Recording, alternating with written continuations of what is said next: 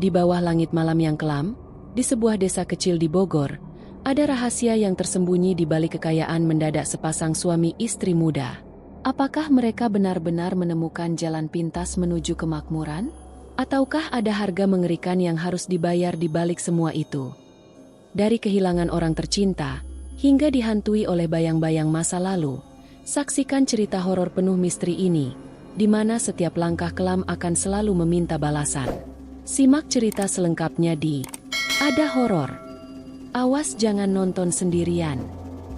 Di sebuah desa kecil yang terletak di pinggiran Bogor, hiduplah sepasang suami istri muda bernama Arman dan Laila. Mereka menempati rumah sederhana berdinding bambu yang tampak rapuh namun penuh dengan kenangan. Kehidupan mereka jauh dari kemewahan, bahkan bisa dibilang serba pas-pasan. Namun, cinta mereka selalu menghangatkan dinginnya malam di kampung yang kerap basah oleh hujan. Meski demikian, kebahagiaan sederhana mereka selalu terusik oleh ucapan pedas Bu Nisa, ibu mertua Arman, yang tak pernah puas melihat kondisi menantunya. Setiap kali mengunjungi rumah sederhana itu, kata-katanya menusuk hati Arman seperti pisau tajam. Apa kau pikir dengan hidup miskin begini bisa membuat anakku bahagia? Kalimat itu terus terngiang dalam kepala Arman, menyiksanya setiap malam. Meski Laila selalu berusaha menenangkan hati suaminya akibat hinaan itu, semakin hari semakin kuat rasa frustrasi Arman sebagai kepala keluarga. Dia merasa gagal memenuhi janji hidup bahagia yang pernah ia ucapkan pada Laila saat ijab kabul. Suatu sore, hujan turun deras di kampung mereka. Arman berteduh di sebuah warung kopi kecil milik tetangganya. Di sana, tanpa sengaja ia mendengar obrolan beberapa warga yang bercerita tentang seorang pendatang misterius yang menawarkan jalan pintas menuju kekayaan. Meskipun tak jelas apakah itu hanya omong kosong atau benar adanya, benih rasa penasaran mulai tumbuh di hati Arman. Konflik kecil mulai muncul ketika malam itu ia mencoba menceritakan hal ini pada Laila. "Kamu serius mau percaya hal seperti itu, Mas? Kita kan tahu risikonya," ucap Laila penuh khawatir. "Tapi aku sudah muak terus-terusan dihina." "Laila, apa salahnya mencoba?" jawab Arman dengan nada putus asa. Perdebatan kecil itu membuat keduanya tidur dalam suasana yang tak nyaman. Untuk pertama kalinya, keharmonisan mereka sedikit terganggu oleh obsesi yang mulai tumbuh dalam diri Arman. Ia terus berpikir tentang janji kemewahan instan yang tadi didengarnya di warung kopi. Malam semakin larut. Di luar, suara jangkrik terdengar lirih bersamaan dengan rintik hujan yang mulai reda. Di dalam kamar, Arman diam-diam merencanakan sesuatu. Tekad untuk keluar dari kemiskinan mulai menguasai pikirannya, mengabaikan bisikan hati kecilnya yang masih menyadari resiko besar dari pilihan itu.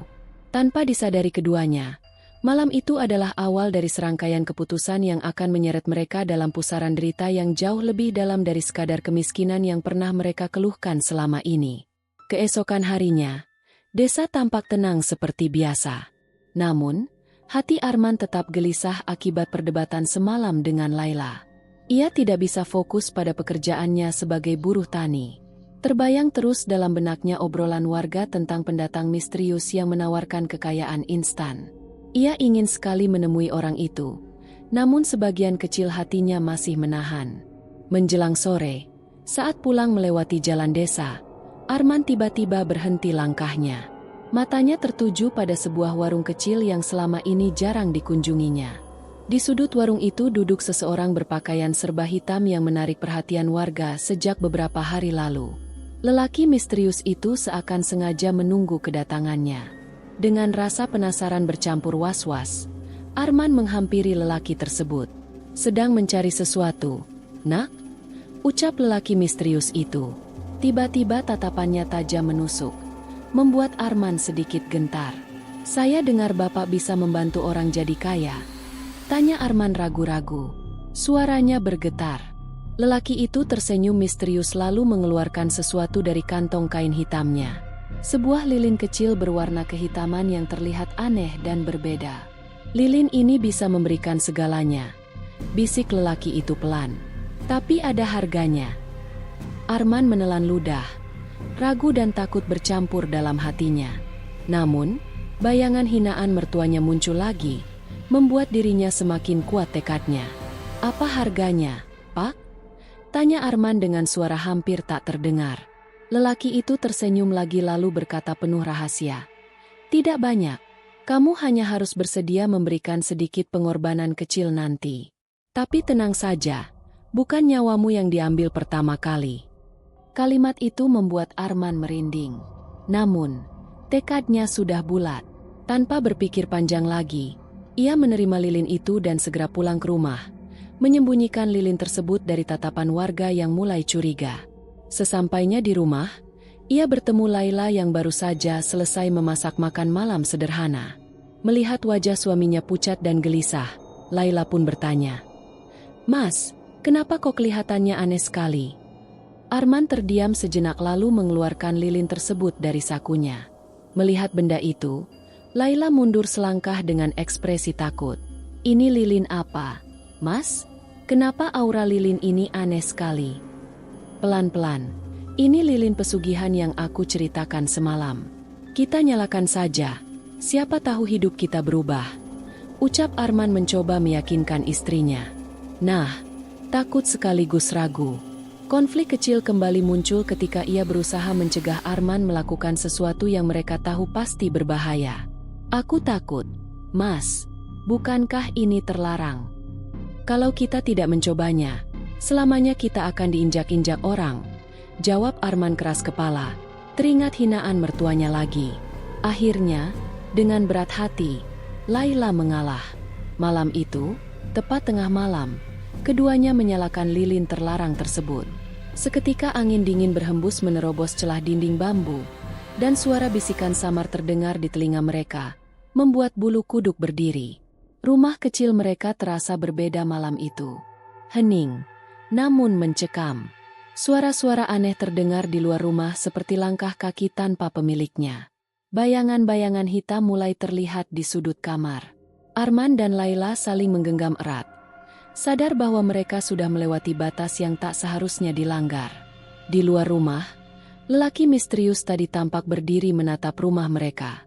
Tersenyum puas seolah tahu mulai malam ini, hidup pasangan muda itu takkan pernah sama lagi. Tak lama setelah lilin terlarang itu dinyalakan, kehidupan Arman dan Laila berubah drastis. Dalam hitungan hari, pasangan itu tiba-tiba menerima rezeki melimpah. Awalnya, mereka menemukan kantong berisi uang di halaman rumah mereka. Kemudian, secara misterius, seorang pengusaha dari kota datang menawar tanah kecil warisan orang tua Laila dengan harga tinggi yang jauh di atas harga pasaran. Dengan cepat, mereka memiliki uang yang melimpah, sesuatu yang tak pernah rasakan sebelumnya. Mereka membeli sebidang kebun yang luas di dekat desa, kemudian membangun sebuah rumah megah yang jauh berbeda dengan rumah bambu mereka sebelumnya. Namun, perubahan ini tak luput dari perhatian warga. Bisik-bisik mulai terdengar di warung kopi dan di jalan desa. Bagaimana mungkin mereka bisa secepat itu kaya? Gumam Bu Lastri, tetangga dekat yang sejak dulu mengenal pasangan muda itu. Seiring datangnya kekayaan yang mencurigakan ini, desa mulai mengalami keanehan. Satu demi satu warga mengeluhkan kehilangan uang dan perhiasan yang terjadi secara misterius. Suasana desa perlahan berubah menjadi gelisah dan saling curiga. Malam hari, Arman dan Laila mencoba menikmati kekayaan barunya dengan duduk santai di beranda rumah mereka yang megah. Namun, kedamaian mereka terusik oleh suara-suara dari luar pagar rumah. Saat mereka mengintip keluar, mereka mendapati beberapa warga sedang menunjuk-nunjuk rumah mereka sambil berbisik penuh curiga. "Aku tidak suka dengan cara mereka memandang kita, Mas," ucap Laila dengan cemas. "Sepertinya mereka mulai curiga sesuatu." "Biarkan saja mereka. Kita kan tidak mencuri dari siapapun," saut Arman. Meski sebenarnya ia juga mulai gelisah dengan tuduhan samar dari warga. Esok paginya, konflik kecil kembali muncul saat Laila pergi ke pasar desa. Para pedagang yang dulu ramah kini justru dingin dan terlihat menjauh, seperti sengaja menghindari kontak dengannya. "Ada apa sih, Bu? Kok semua orang aneh sekali melihat saya?" tanya Laila pada Bu Lastri yang kebetulan berjualan di pasar. "Yah, Bu Laila, namanya juga orang desa. Kalau ada yang tiba-tiba kaya, pasti langsung jadi bahan omongan," jawab Bu Lastri setengah menyindir. Malamnya, Di tengah kegelisahan mereka, Arman tiba-tiba mendapat mimpi buruk. Dalam mimpi itu, sosok hitam tinggi besar menghampirinya lalu berkata dengan suara yang menyeramkan, "Semua ini harus dibayar dengan mahal. Ingat, semuanya tidak gratis." Arman terbangun dengan nafas terengah-engah. Ia sadar bahwa mimpi tersebut bukan sekadar bunga tidur biasa. Ada sesuatu yang mulai menagih janji. Keesokan harinya, warga semakin gelisah. Pak Badrun, salah satu ketua desa, secara terang-terangan mengungkapkan kecurigaannya saat bertemu Arman di jalan. "Aku tak tahu kamu dapat uang dari mana, men. Tapi ingat, cepat atau lambat semua ada balasannya," ucapnya dengan nada penuh peringatan. Ucapan Pak Badrun tersebut membuat Arman semakin resah. Ia mencoba mencari lelaki misterius yang memberinya lilin itu. Namun, lelaki itu telah menghilang tanpa jejak, seolah tak pernah ada. Kehidupan yang tadinya diimpikan Arman dan Laila kini berubah menjadi bayangan ketakutan. Di balik harta yang melimpah itu, mereka perlahan mulai menyadari bahwa dosa-dosa mulai mengejar langkah mereka. Mereka sadar bahwa lilin terlarang yang membawa kekayaan itu bukanlah keberuntungan, melainkan awal dari petaka besar yang siap menghampiri mereka berdua. Beberapa malam terakhir, suasana di desa semakin mencekam. Warga mulai sering mendengar suara-suara aneh dari balik semak dan kebun kosong. Kabar tentang adanya babi ngepet perlahan-lahan mulai menyebar dari mulut ke mulut. Warga saling curiga. Suasana kampung yang sebelumnya tenang kini berubah penuh ketakutan. Suatu malam, Pak Rojali, salah satu warga desa yang pulang terlambat dari sawah, melihat sesuatu yang membuat jantungnya nyaris berhenti. Di jalanan desa yang gelap, ia melihat bayangan seekor babi besar berjalan pelan, lalu tiba-tiba menghilang di balik pohon. Tak jauh dari tempat itu, Pak Rojali melihat sosok seorang pria berjalan cepat tanpa baju. Pria itu tampak sangat mirip Arman. Berita itu segera tersebar di desa keesokan harinya. Di warung kopi, warga saling berbisik-bisik. "Aku jelas melihat Arman malam itu, tepat saat babi itu muncul lalu hilang," ujar Pak Rojali dengan wajah pucat karena takut sekaligus marah. "Kamu yakin itu Arman? Jangan asal nuduh, nanti fitnah," saud Bayu, sahabat dekat Arman, berusaha menenangkan suasana. Namun, warga lain yang sudah curiga sejak lama makin yakin bahwa Arman dan Laila lah penyebab munculnya babi jadi-jadian ini. Gosip mulai berkembang liar, membuat suasana desa semakin panas. Sementara itu, di rumah megah yang kini terasa dingin, Arman duduk gelisah. Ia tidak ingat jelas apa yang dilakukannya semalam, tapi tubuhnya terasa lelah seperti telah melakukan perjalanan jauh. Laila datang mendekatinya dengan wajah penuh khawatir. "Mas," warga desa mulai bicara macam-macam. "Mereka bilang kamu terlihat berjalan malam tanpa baju berbarengan dengan munculnya babi ngepet," ucap Laila dengan suara bergetar. Arman diam sejenak. Matanya menerawang jauh. "Aku juga tak mengerti, Laila. Tapi semalam aku benar-benar tak ingat apa yang terjadi. Rasanya aku seperti mimpi buruk yang panjang," katanya dengan nada takut. Konflik kecil pun muncul lagi antara mereka berdua. Laila mulai takut bahwa keputusan mereka memainkan lilin pesugihan telah membawa mereka masuk terlalu jauh ke dunia gaib yang tak bisa dikendalikan. "Mas, kita harus berhenti. Aku takut ini akan semakin parah," pintah Laila sambil menahan air matanya. "Tidak bisa, Laila. Ini sudah terlalu jauh. Kita tak bisa mundur begitu saja," kata Arman mencoba meyakinkan dirinya sendiri, walau sebenarnya hatinya penuh keraguan. Malam berikutnya, warga desa yang semakin khawatir mulai berjaga-jaga secara bergantian. Mereka menyalakan obor di jalan-jalan kampung, berharap bisa menangkap babi jadi-jadian yang meresahkan. Ketegangan terus meningkat ketika seorang warga kembali melihat babi besar itu muncul lalu hilang ke arah rumah Arman dan Laila.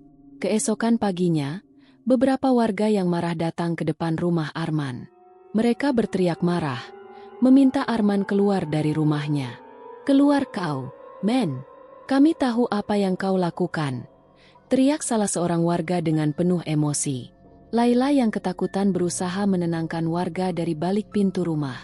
Namun, Arman hanya diam dengan wajah pucat pasi.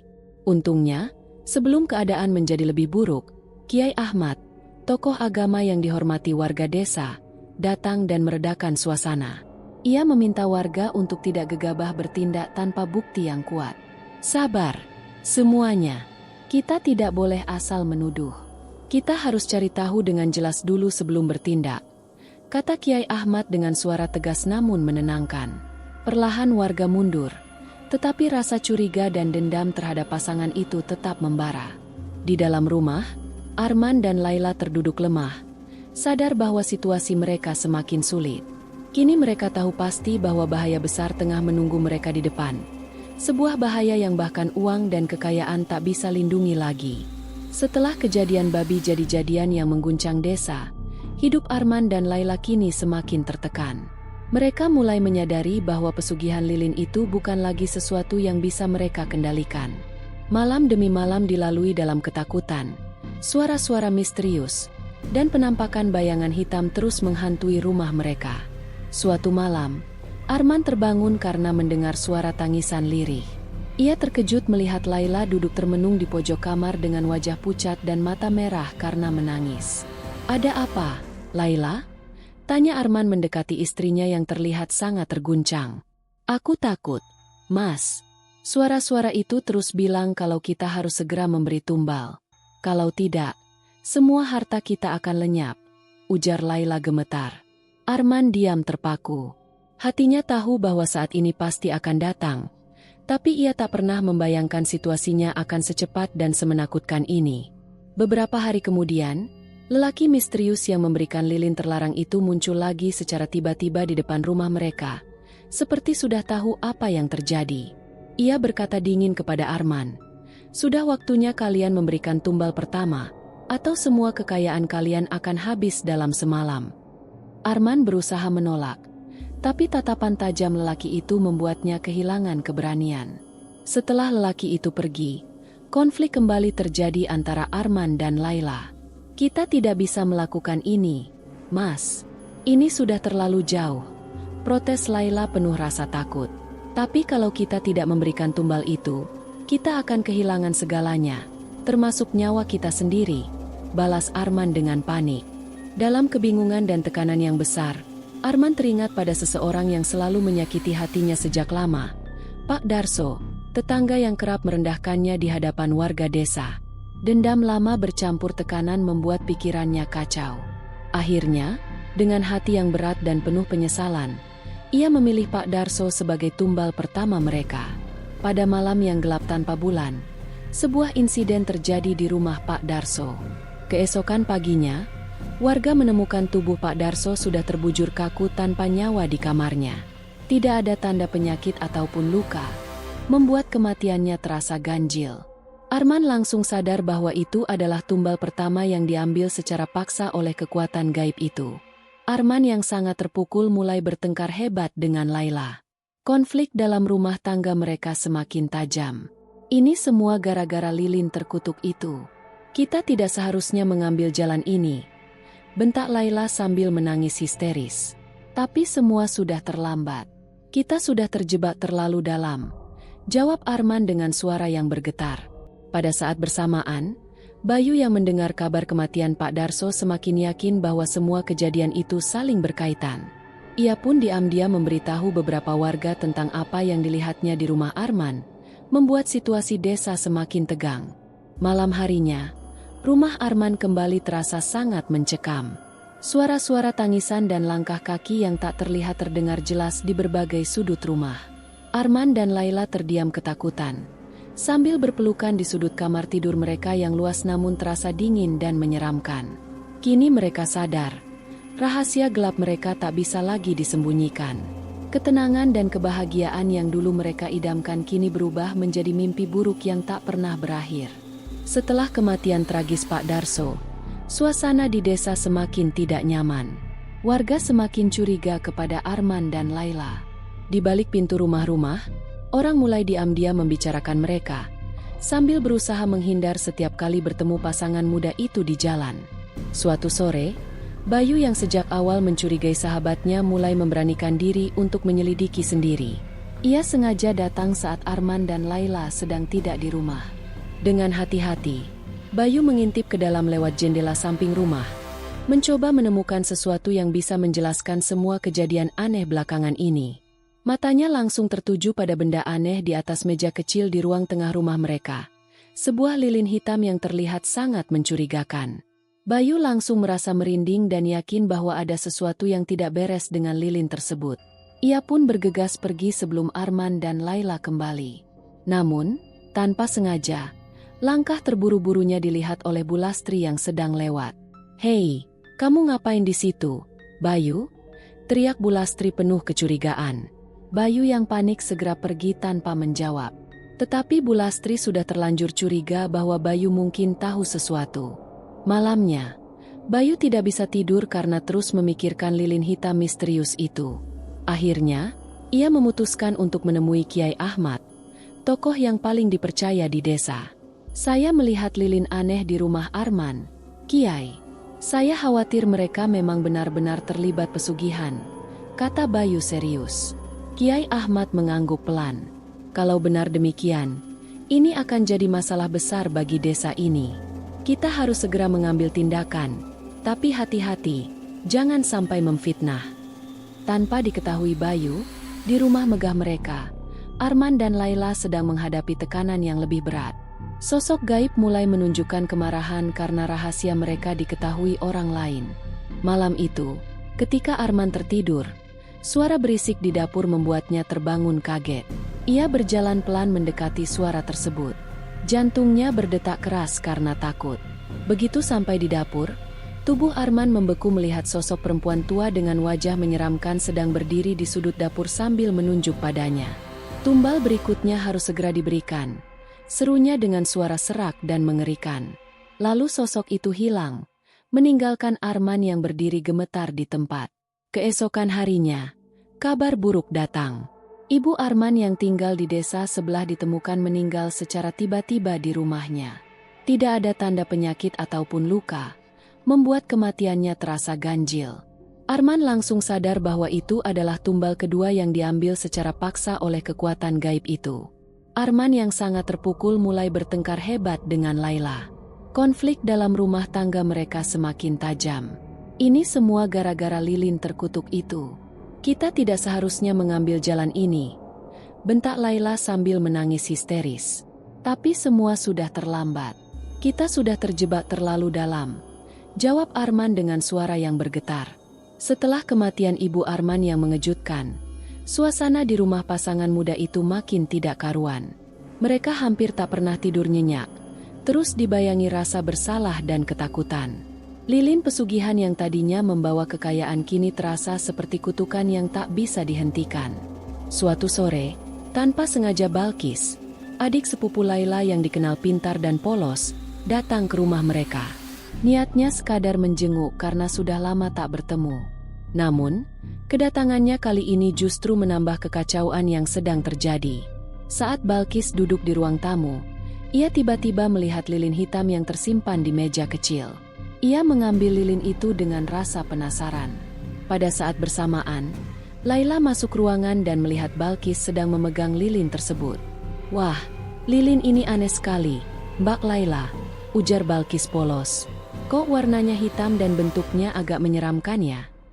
Wajah Laila berubah panik dalam sekejap. Ia langsung merebut lilin itu dari tangan Balkis dengan kasar, membuat Balkis terkejut.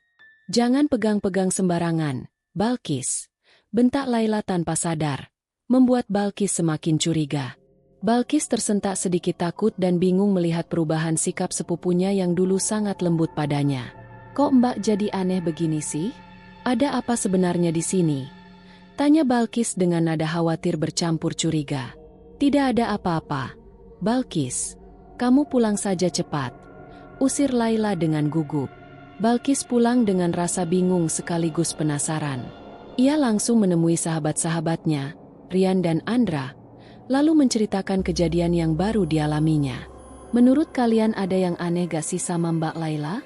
Tadi dia marah besar hanya karena aku pegang lilin aneh di rumahnya," jelas Balkis sambil bingung. Rian yang lebih peka langsung mengingat sesuatu. Mungkin benar dugaan warga selama ini. Kayaknya Mbak Laila dan Mas Arman memang pakai pesugihan.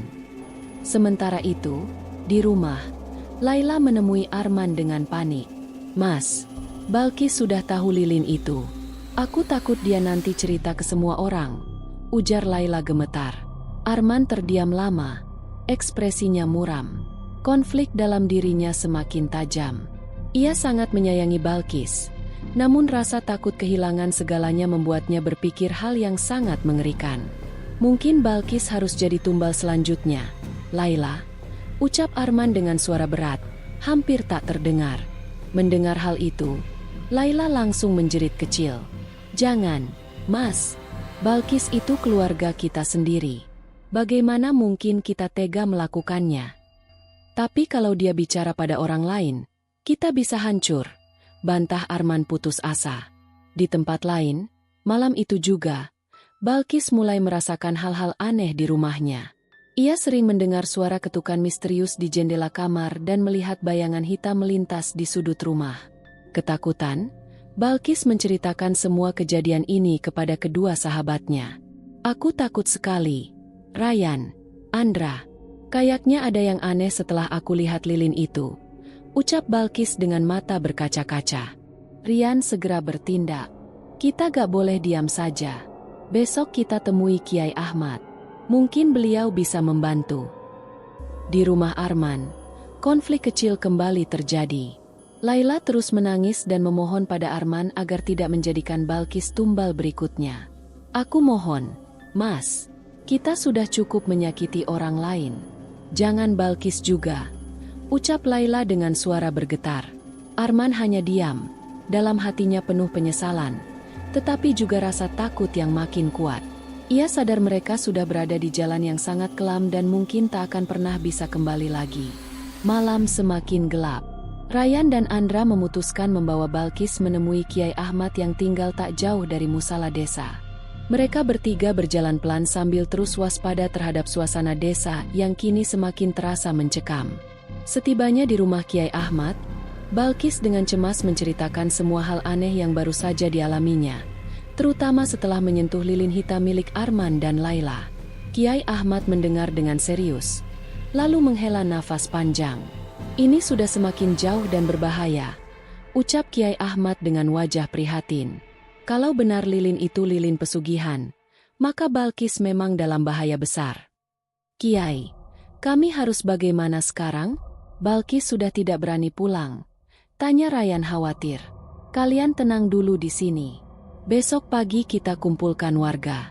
Kita adakan ruqyah untuk melindungi desa ini dari kejahatan yang sedang terjadi," jawab Kiai Ahmad tegas. Sementara itu, di rumah mereka yang kini lebih terasa seperti penjara, Arman dan Laila terus dihantui ketakutan. Malam itu, suara-suara misterius semakin keras terdengar. Laila sampai menutup telinga sambil menangis histeris karena tak tahan dengan suara-suara tersebut. "Tolong hentikan ini, Mas. Aku gak kuat lagi," teriak Laila penuh ketakutan.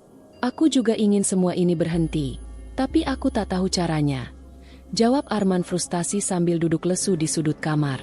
Keesokan paginya, desa sudah ramai. Dengan kedatangan warga yang memenuhi halaman musala, Kiai Ahmad memimpin langsung prosesi ruqyah massal. Suasana sangat tegang. Semua warga terlihat takut sekaligus penuh harap agar desa mereka terbebas dari ancaman mistis yang menghantui selama ini. Tanpa diduga, Bayu yang selama ini menyimpan rasa bersalah karena ikut menyebarkan kecurigaan terhadap sahabatnya menemui Arman secara diam-diam. Bayu memohon agar Arman menghentikan semua perbuatannya sebelum situasi semakin buruk. "Men, aku tahu kamu dalam masalah besar. Sebaiknya kau mengaku saja pada Kiai Ahmad dan warga. Mereka pasti akan membantu kalian," pinta Bayu dengan sungguh-sungguh. Arman terdiam lama sebelum akhirnya menghela nafas berat. "Sudah terlambat Bayu, lilin itu sudah mengikat kami terlalu kuat."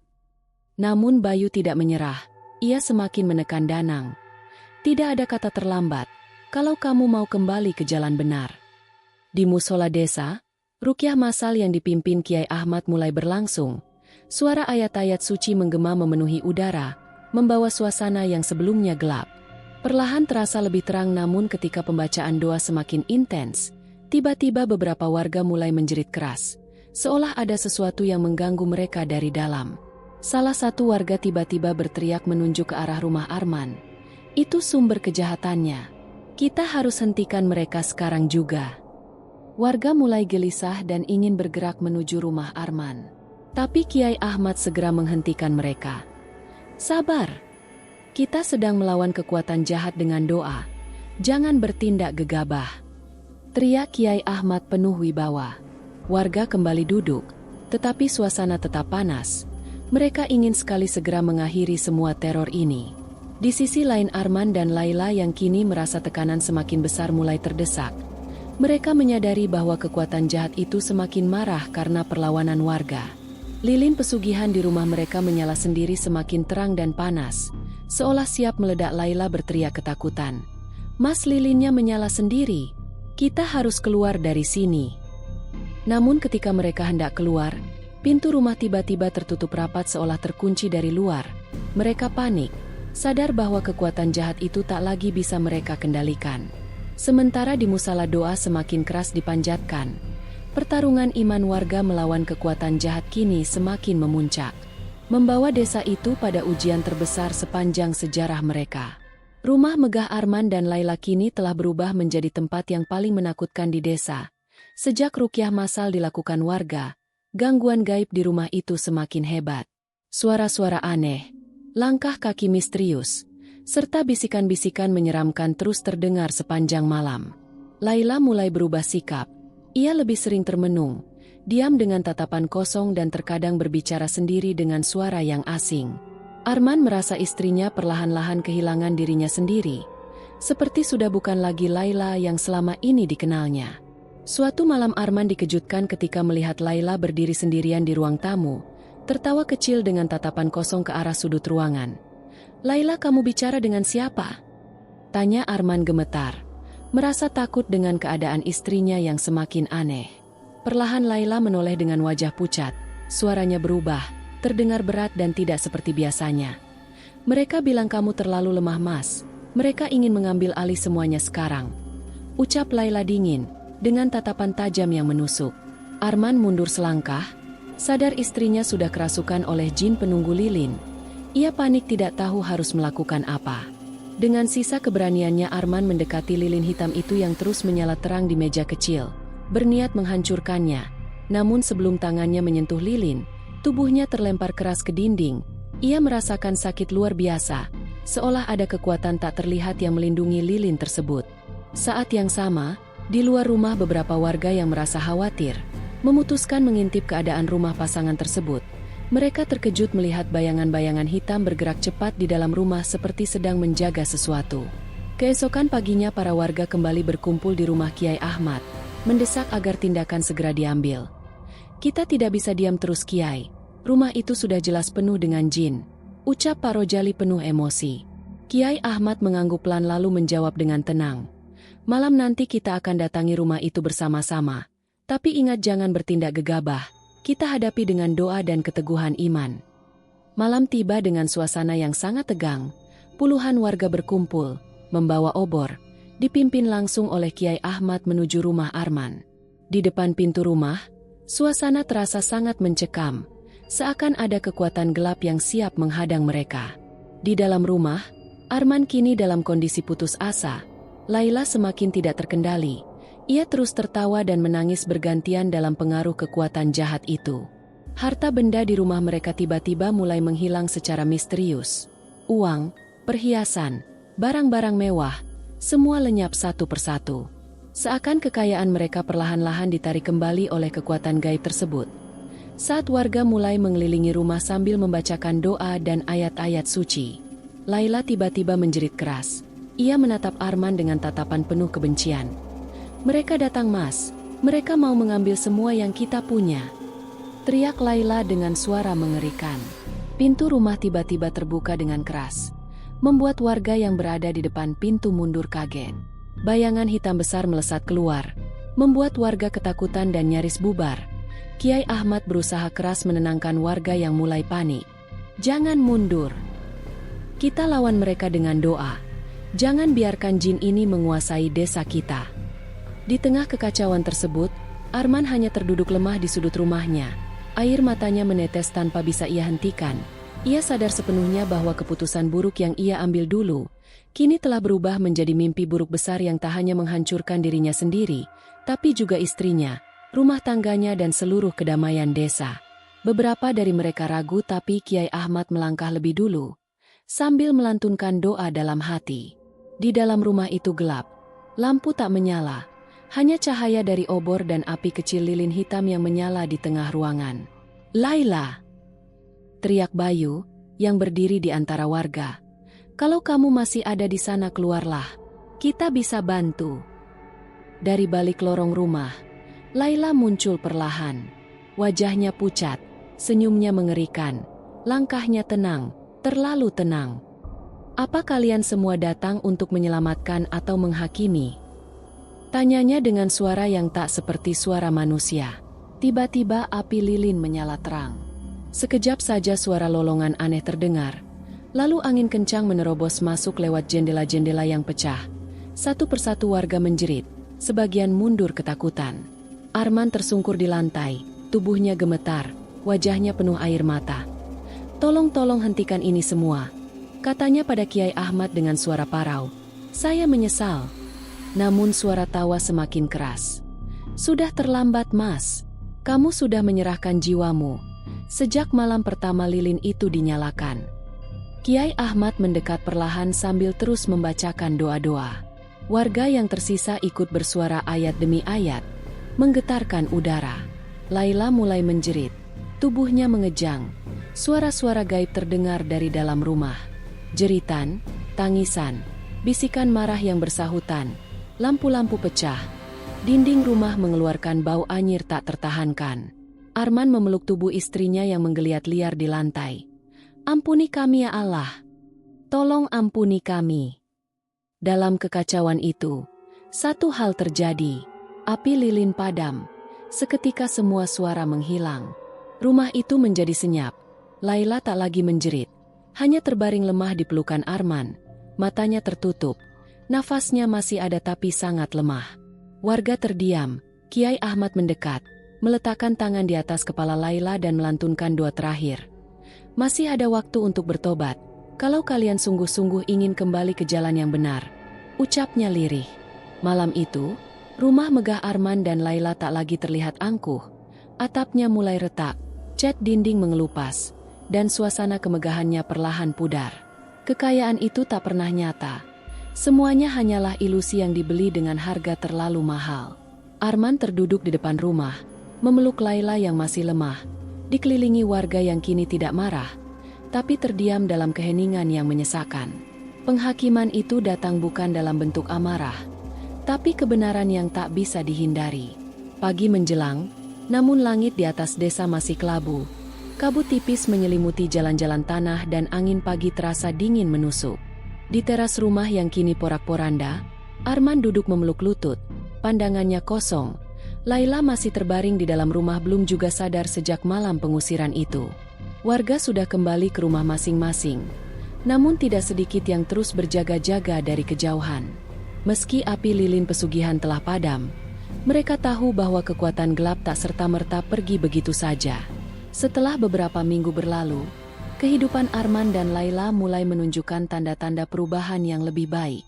Meskipun mereka harus hidup jauh lebih sederhana dibandingkan saat mereka masih kaya karena pesugihan, ada ketenangan baru yang menyelimuti hati mereka. Arman bekerja sebagai buruh tani seperti dulu, sementara Laila membantu mengajar anak-anak di musala desa. Keduanya tak lagi mengejar kemewahan semu, melainkan fokus pada kebahagiaan sederhana yang bisa mereka raih tanpa merugikan orang lain. Namun, tidak semua warga desa sepenuhnya memaafkan mereka. Masih ada bisik-bisik di warung kopi atau di jalan-jalan desa tentang apa yang terjadi. "Aku masih tak yakin mereka benar-benar bertobat," komentar Bulastri suatu pagi kepada tetangganya. "Tapi setidaknya mereka sekarang tidak punya uang untuk melakukan hal-hal aneh lagi."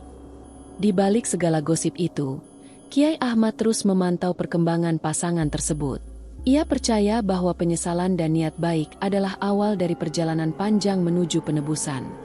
Suatu sore, Kiai Ahmad mendatangi rumah kecil tempat Arman dan Laila tinggal. "Kalian harus ingat, pertobatan bukanlah akhir dari perjalanan. kata Kiai Ahmad dengan nada bijaksana. Ini adalah langkah pertama untuk memperbaiki apa yang telah rusak. Tapi kalian juga harus siap menghadapi konsekuensi dari kesalahan yang sudah kalian lakukan. Arman dan Laila mengangguk pelan. Mereka tahu bahwa meskipun lilin hitam itu telah hancur, bayang-bayang masa lalu mereka masih akan terus menghantui. Namun, kali ini mereka bertekad untuk tidak lari dari tanggung jawab. Malam itu, Arman duduk di depan rumah bersama Laila, menatap bintang-bintang yang mulai muncul di langit malam. Udara dingin Bogor terasa menenangkan. Sangat berbeda dengan suasana mencekam yang dulu sering mereka alami.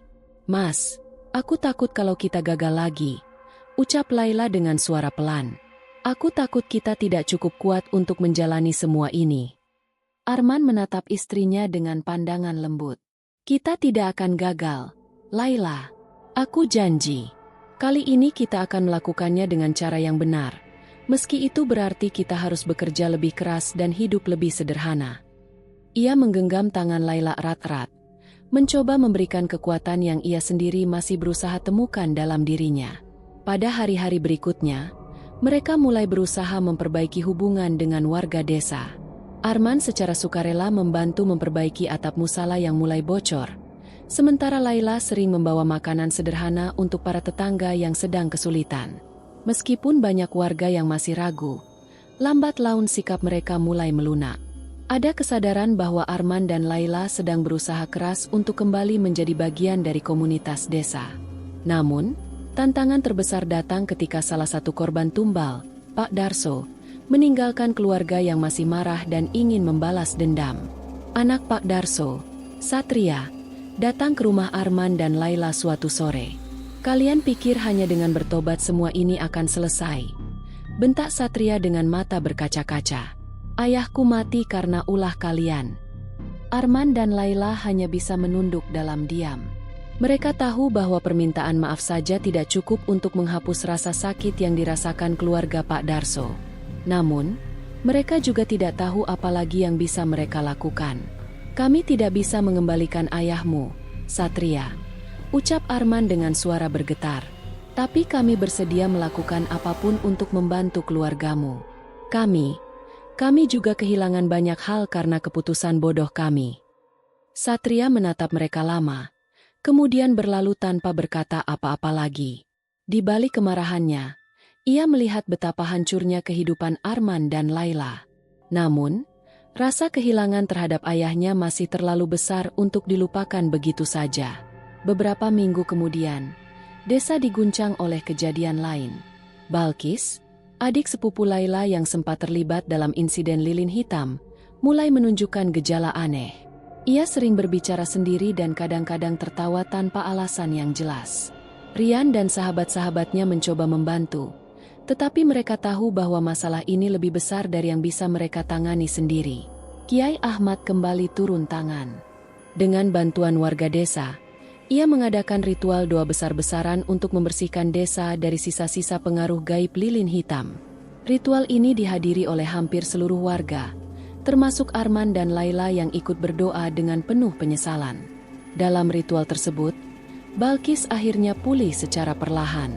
Meskipun masih ada bekas trauma, ia mulai kembali ke kehidupan normalnya. Seiring waktu, cerita tentang Arman dan Laila menjadi legenda di desa. Bukan sebagai contoh keberhasilan, melainkan sebagai peringatan bagi siapapun yang tergoda untuk mengambil jalan pintas menuju kemewahan. Warga desa sering menceritakan kisah mereka kepada anak-anak muda, mengingatkan bahwa kebahagiaan sejati tidak bisa dibeli dengan cara-cara yang melanggar norma dan moral.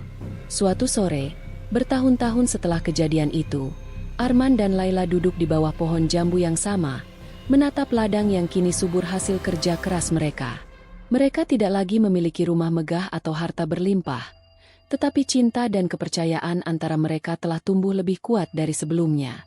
"Mas, apa kita sudah cukup membayar dosa-dosa kita?" tanya Laila dengan suara pelan. Arman tersenyum tipis. "Entahlah, Laila.